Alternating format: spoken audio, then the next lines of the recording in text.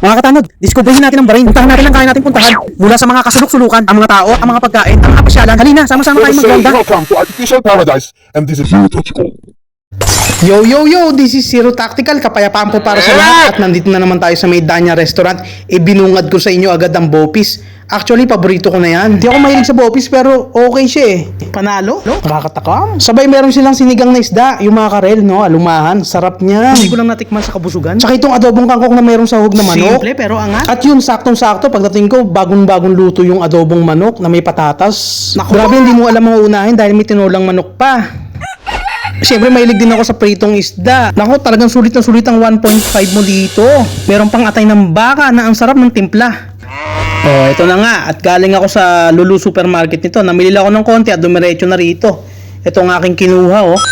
Buti na lang mayroong mga gantong buffet sa mga nagtitipid. Wow. Pero dito sa May Danya Restaurant, pwede rin naman kayong umorder ng a la carte. Kung gusto nyo lang din mag single meal or take away, pwede. Check nyo lang ang menu for today nila dyan sa labas bago kayo pumasok ng restaurant. At marami silang pwedeng i-offer sa inyo. At habang busy-busy nga ako sa pagkain ko, dumating yung mga kababayan natin na nag-buffet din sila. At mukhang pagod na pagod ang aking mga kababayan galing sa kanilang trabaho. Kaya naman in-enjoy nila yung pagkain inihanda ng Danya Restaurant. Alright! Solido talaga yung mga pagpipilian mong ulam dito sa May Danya Restaurant. Ako, nakapangalawa na yata ako. Hindi ko na napansin. In-enjoy ko kasi. Kunyari ka pa, takaw mo. Siya kain lang.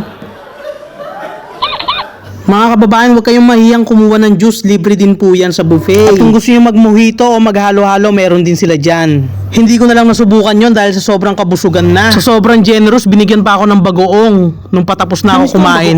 Joke. Dapat kanina pa. Nag-try, girl. At sa mga gusto mag-try dito sa Danya Restaurant, pasok lang kayo dyan. Magtanong kayo at i-check nyo yung kanilang menu. Kung gusto nyo mag-a la carte, ayan, nandyan na lahat ng pagpipilian. Alright ba yun? Meron silang pagpipilian para sa seafood, chicken, baka man yan, sabaw, noodles, mga ihaw. Wow! Andyan na lahat, ano pa? Tena, at magbayad na tayo ng ating kinain. Ako, saktong-sakto talaga yung 1.5. Nabusog talaga ako. Sabay meron pala silang parapol ngayon. So, ilagay niyo yung pangalan niyo sa likod ng resibo niyo at ihulog dito sa kanilang garapong malaki. At huwag niyo kalimutang isulat yung inyong contact number. Baka manalo kayo sakali, di ba? Sayang yung premyong mapapanalunan niyo. Ayan o, yun yung sinasabi ko sa inyo. Menu for today. Check nyo lang yan. Kung trip nyo kumain, ay welcome ang lahat. Especially kabayan, mapaibang lahi man. Okay, uwi na ako. Bye-bye. Pamilyar naman kayo dito sa lugar, di ba? Let's go!